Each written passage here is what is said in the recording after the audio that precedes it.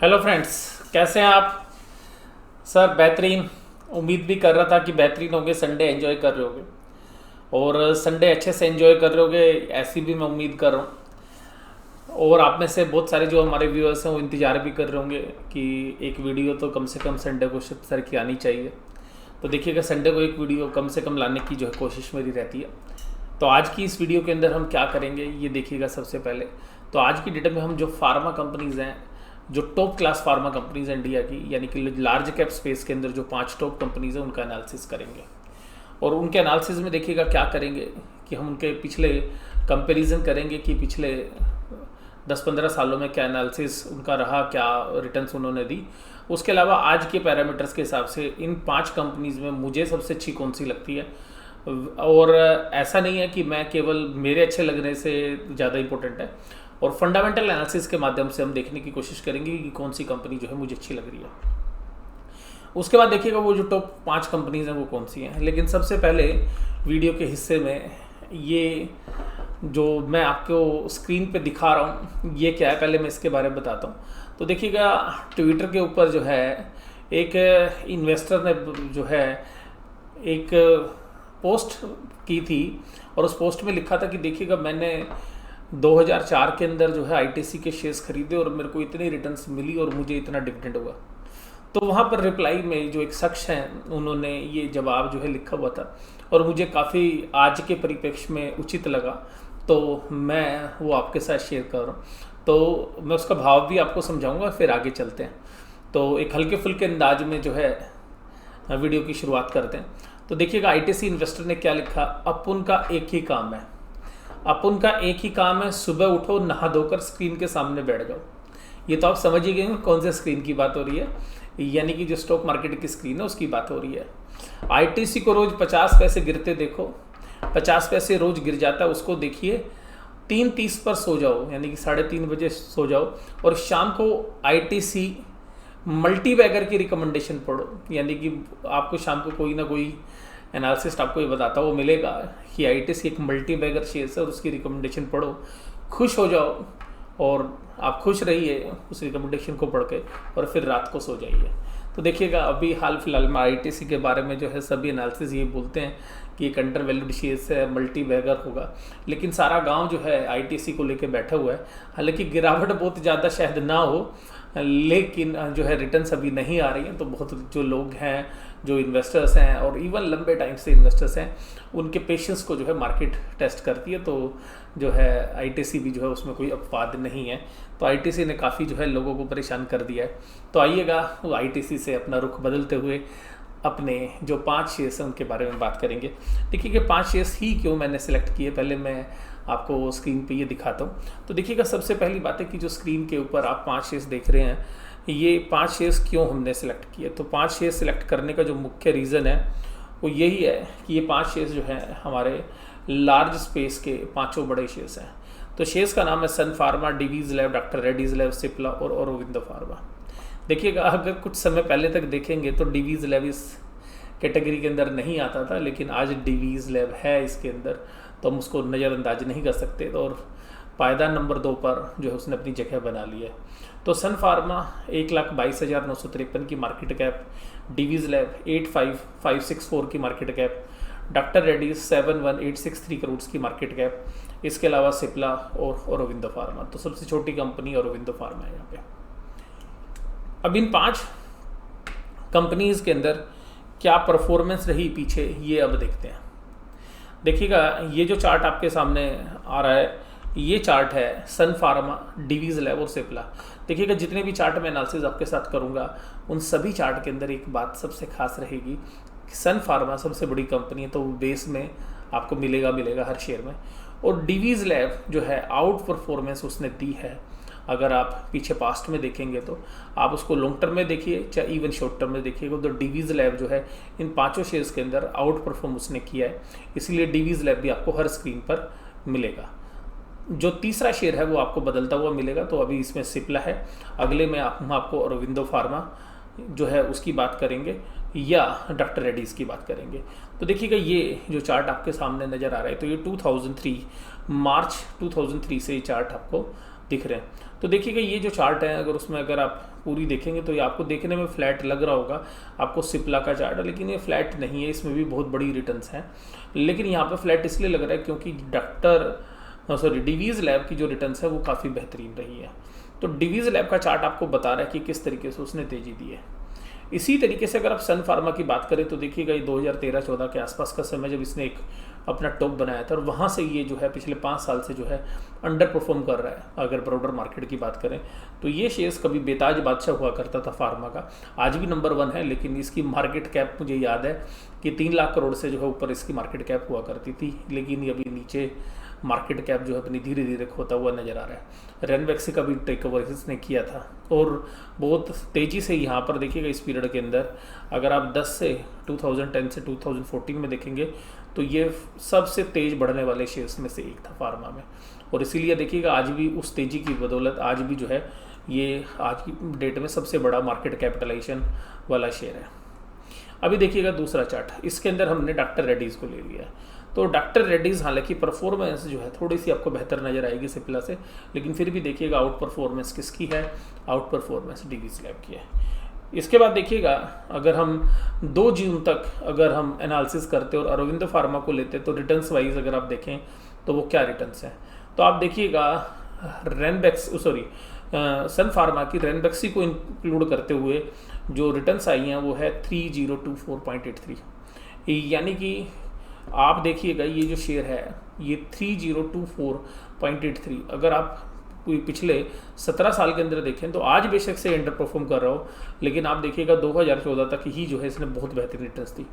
और देखिएगा डिवीज़ लैब आज का सितारा है, इस बात से जो है मना नहीं कर सकते, और एपीआई के अंदर जिस तरीके की चाइना के ऊपर डिपेंडेंस थी उसके बाद जो है इससे शेयर्स की तरफ रुझान और ज़्यादा बढ़ता हुआ नज़र आया, और यहाँ पर देखिएगा तो 5370 की रिटर्न्स हैं। उसके अलावा अगर आप डॉक्टर रेड्डीज़ की बात करें या अरविंदो फार्मा की बात करें तो इन्होंने अंडर परफॉर्म किया, लेकिन फिर भी देखिएगा इन्होंने भी आपका पैसा 4.5 गुना कर दिया है। तो ये जो अंडर परफॉर्म वाले शेयर्स हैं उन्होंने भी 4.5 गुना पैसा आपका कर दिया है। तो ये सिमिलर चार्ट है उसी तरीके से। अब बात करते हैं अपने एनालिसिस पे। देखिएगा एनालिसिस के अंदर हमने 5 कंपनियाँ ली हैं, और देखिएगा मैं अपने एनालिसिस में जहाँ पर भी आपको सबसे बढ़िया कंपनी मिलेगी उस कंपनी को हम येलो मार्क कर देंगे। तो देखिएगा अगर पी रेशियोज पर हम देखें तो सन फार्मा 28 की पी रेशियो पर है, डॉक्टर रेड्डीज 36.97 पे, सिप्ला 35.49 पे, औरोबिंदो 15.85 है, डिवीज़ लैब 53.66 है। अब देखिएगा यहाँ पे सबसे बेहतरीन अगर आपको अंडर वैल्यूएशंस कहीं पे मिलेगी, सबसे नीचे की तरफ अगर कोई वैल्यूएशंस मिलेगी तो औरोबिंदो फार्मा पे मिलेगी। तो आप देखिएगा जो आपको शेयर है जो सबसे नीचे मिल रहा है अंडर वैल्यूएशंस में, तो वो आपको साफ साफ नज़र आ रहा होगा कि वो शेयर्स है औरोबिंदो फार्मा का। तो औरोबिंदो फार्मा जो है सबसे ज़्यादा अंडर वैल्यूड है अगर पी रेशियोज़ की बात करें तो। अगर प्राइस टू बुक वैल्यू के एंगल से बात करें तो आपको 2 शेयर्स मिलेंगे, क्योंकि आसपास है तो मैं दोनों को मार्क कर रहा हूँ, सन फार्मा को भी मार्क कर रहा हूँ और औरोबिंदो फार्मा को भी बात कर रहा हूँ। एंटरप्राइज वैल्यू टू सेल्स के मुकाबले में एंटरप्राइज वैल्यू आज की डेट में डिवीज़ लैब को सबसे ज़्यादा मिल रही है, और सबसे कम वैल्यू किसको मिल रही है, औरोबिंदो फार्मा को। तो देखिएगा यहाँ पर भी आपको अंडर वैल्यूशंस औरोबिंदो फार्मा में मिल रही है। Enterprise value to EBITDA, EBITDA के मुकाबले में एंटरप्राइज वैल्यू केवल 10 गुना है, तो यहाँ पर भी अंडर वैल्यूशंस इसी में है। डिविडेंड यील्ड की अगर हम बात करें तो सबसे बेहतर डिविडेंड यील्ड किसी की भी नहीं, क्योंकि सबकी 1% से कम है, लेकिन फिर भी आप बात करेंगे तो सन फार्मा जो है यहाँ पे बाजी मारता है। अब देखिएगा 3 ईयर्स की CAGR यानी कि जो ग्रोथ कर रही है, देखिएगा मार्केट में बेशक से नाम डिवीज़ लैब का, लेकिन सबसे ज़्यादा जो सेल बढ़ी है अगर वो औरोबिंदो फार्मा की बढ़ी है। अगर उसके बाद अगर हम बात करें 3 ईयर्स के अगर प्रॉफिट की बात करें तो प्रॉफिट में जो ग्रोथ आई है CAGR में वो जो है डॉक्टर रेड्डीज़ की आई, बहुत बेहतरीन परफॉर्मेंस है। बेशक से आपको डॉक्टर रेड्डीज़ जो है आपको वैल्यूशंस वाइज अभी भी 36.97 की वैल्यूशंस पे मिलेगा, लेकिन वो डिवीज़ लैब से अभी भी आपको नीचे वाली वैल्यूशंस पर मिलता है। और मुझे डिवीज़ लैब के मुकाबले में डॉक्टर रेड्डीज़ जो है वैसे भी कंफर्टेबल लगता है वैल्यूशंस वाइज भी, और जो प्रोडक्ट लाइन है डॉक्टर रेड्डीज़ की और जहाँ पे प्रेजेंस है वहाँ पर भी अगर हम कंपेयर करें तो डॉक्टर रेड्डीज़ जो है ज़्यादा अच्छी पोजीशंस में डिवीज़ लैब के। उसके बाद देखिएगा 1 ईयर ईबिटा ग्रोथ, अगर ईबिटा ग्रोथ की बात करें तो देखिएगा यहाँ पर 1 ईयर में डॉक्टर रेड्डीज़ में डी ग्रोथ है, लेकिन सबसे अच्छी ग्रोथ जो है वो औरोबिंदो फार्मा में 24.69। और अगर प्रॉफिट की भी बात करेंगे तो प्रॉफिट ग्रोथ भी आपको औरोबिंदो फार्मा में है। इसका रिटर्न ऑन कैपिटल एम्प्लॉयड की बात करोगे तो सबसे बढ़िया जो कैपिटल एम्प्लॉयड है वो डिवीज लैब के पास है, यानी कि रिटर्न ऑन कैपिटल एम्प्लॉयड। लेकिन देखिए उसको पी रेशियो भी जो है ज़्यादा मिल रही है। रिटर्न ऑन इक्विटी की बात करोगे तो हाईएस्ट डिवीज लैब के अंदर है, लेकिन उसके बाद आप देखिएगा ये भी कम नहीं है, आप तो ये बहुत आसपास ही है, तो इसलिए मैंने दोनों को मार्क किया है रिटर्न ऑन इक्विटी के मामले में। और औरोबिंदो फार्मा भी ईबिटा मार्जिन जो सबसे बढ़िया है वो डिवीज लैब के हैं, और इसी वजह से देखिएगा ये हाई पी रेशियो जो है एंजॉय कर रहा है। ये तो मैं इसको यहाँ पर भी जो है इसकी हाई पी रेशियो को भी जस्टिफाई करता हूँ, क्योंकि इसका ईबिटा मार्जिन अच्छा है, इसीलिए मैंने इसको यहाँ पर भी आप देखिएगा पी रेशियो वाले कंपोनेंट को भी एक मार्क दे दिया है। नेट प्रॉफिट मार्जिन की अगर हम बात करें तो सबसे बेहतरीन मार्जिन जो है वो डिवीज लैब के हैं। लेकिन दूसरे नंबर पर अगर आप मार्जिन की बात करेंगे तो net profit margin Aurobindo pharma के 2 नंबर पे हैं, तो इसलिए मैं इसको भी जो है यहाँ पे मार्क दे रहा हूँ। प्रमोटर की जो शेयर होल्डिंग्स है अगर बात करें तो प्रमोटर की होल्डिंग सन फार्मा में भी सबसे अच्छी है, उसके बाद डिवीज लैब में भी और औरोबिंदो, इन तीनों में 50% से ऊपर प्रमोटर होल्डिंग है, तो मैंने इन सबको जो है मार्क किया है। प्रॉफिट पर एम्प्लॉय, यानी कि एक एम्प्लॉय को लेकर सबसे अच्छा प्रॉफिट कौन सी कंपनी कमा रही है, तो सबसे अच्छा अपने एम्प्लॉय का फ़ायदा उठा रही है सन फार्मा। और रेवेन्यू के मामले में सेल कौन सबसे अच्छी अपने एम्प्लॉयज़ का यूज़ कर रही है, तो वो भी सन फार्मा। अब अगर हम इन सारे पैरामीटर्स को अगर हम ध्यान से देखें तो आप देखिएगा कि सबसे ज़्यादा येलो मार्क आपको कहाँ पे नज़र आ रहा है, तो आपको सबसे ज़्यादा येलो मार्क जो है वो नज़र आ रहे हैं औरोबिंदो फार्मा में। उसके बाद अगर आप देखेंगे तो किसके अंदर नज़र आ रहे हैं, डिवीज लैब में, और उसके बाद किस में नज़र आ रहे हैं, सन फार्मा में, उसके बाद किस में आ रहे हैं, डॉक्टर रेड्डीज में। तो अल्टीमेटली अगर आप ग्रोथ के एंगल से देखें, वैल्यूशंस के एंगल से देखें, देखिएगा वैल्यूशंस बहुत इंपॉर्टेंट है, प्राइस भगवान है, तो प्राइस भगवान के हिसाब से देखिएगा आपको 15 गुना प्राइस देना पड़ रहा है खाली औरोबिंदो फार्मा में। इसके अलावा जो बाकी वैल्यूशंस के पैरामीटर्स हैं उन पैरामीटर्स पे भी औरोबिंदो फार्मा खरा उतर रहा है। इसके अलावा ग्रोथ के मामले में ऐसा तो नहीं है कि कॉन्स्टेंटली जो है ये सिमिलरली जो है एक जैसी ही चीज़ें डिलीवर कर रहा हो, नहीं ऐसा नहीं है। अगर आप उसको ग्रोथ के पैटर्न पे भी देखोगे तो ईबिटा ग्रोथ जो है उसकी आप डिवीज लैब से भी अच्छी है 24.69, और ग्रोथ के एंगल से भी जो है औरोबिंदो फार्मा कहीं पर भी आपको कम नज़र नहीं आता है। और इस तरीके से आपको एक और भी बात बोलूँगा कि औरोबिंदो फार्मा जो है राकेश झुंझुनवाला जी के पर्सनल पोर्टफोलियो के अंदर भी है। तो इन सभी पैरामीटर्स के हिसाब से भी अगर मैं बात करूं औरोबिंदो फार्मा की, तो मुझे सबसे बेस्ट जो शेयर्स है अंडर वैल्यूएशंस के हिसाब से औरोबिंदो फार्मा लगता है। लेकिन मेरी एक ओवरऑल जो राय है फार्मा स्टॉक्स के ऊपर वो ये है कि फार्मा स्टॉक्स अभी सारे के सारे बहुत ज़्यादा चल चुके हैं, तो मार्केट की अगर करेक्शन होती है तो देखिएगा ये फार्मा और एफएमसीजी जो है शायद ज़्यादा आपको करेक्ट होते हुए नज़र नहीं आए।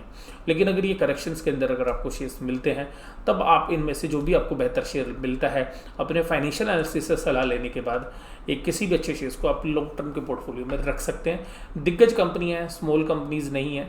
और अगर आप इनकी लीवरेज की बात करें तो मैंने डेट इक्विटी रेशियो को जो है यहाँ पे कंसिडर नहीं किया है, क्योंकि मोस्टली सभी कंपनीज के अंदर जो डेट इक्विटी रेशियोज है वो मैनेजेबल है, तो इसलिए मैंने डेट इक्विटी को जो है यहाँ पे कंसिडर नहीं किया है। इसी के साथ साथ मैंने इंटरेस्ट कवरेज रेशियो को भी यहाँ पे कंसिडर नहीं किया। तो आपको ये वीडियो जो है कैसी लगी ये आप मुझे बताइएगा, और इस तरीके का इवैल्यूएशंस आप किसी और सेक्टर में भी देखने के लिए इच्छुक हैं कि अगर आप किसी और सेक्टर का भी जो है देखना चाहते हैं तो आप मुझे बता सकते हैं। कुछ चीज़ें आपको नज़र नहीं आ रही होंगी क्योंकि जो स्क्रीन है उस स्क्रीन के पीछे जो है वो छुपी हुई हैं, तो उन चीज़ों को जो है आपको मैंने बोलते वक्त बता दिया था कि जो भी चीज़ें, तो जो 52.01 जो आपको नज़र आ रही है ये, तो 52.01 जो है ये प्रमोटर होल्डिंग है, ये प्रमोटर शेयर्स प्लेस किसी में भी नहीं है। प्रॉफिट पर एम्प्लॉय ये वाली लाइन है, उसके बाद रेवेन्यू पर एम्प्लॉय है। हालांकि मैंने आपको बोल दिया था, आगे से हम ये भी ध्यान रखेंगे कि ये जो इमेजेस हैं वो आपको सारी की सारी जो हैं विजुअलाइज हों, आपको दिखती रहें, और सीधी सी बात है मेरी बात भी आपको ढंग से सुनाई दे और साथ में आप उसको कोरिलेट कर पाएँ। वीडियो आपको कैसी लगी ज़रूर से ज़रूर आप मुझे कमेंट बॉक्स में बताइएगा। वीडियो देखने के लिए धन्यवाद। Thank you very much.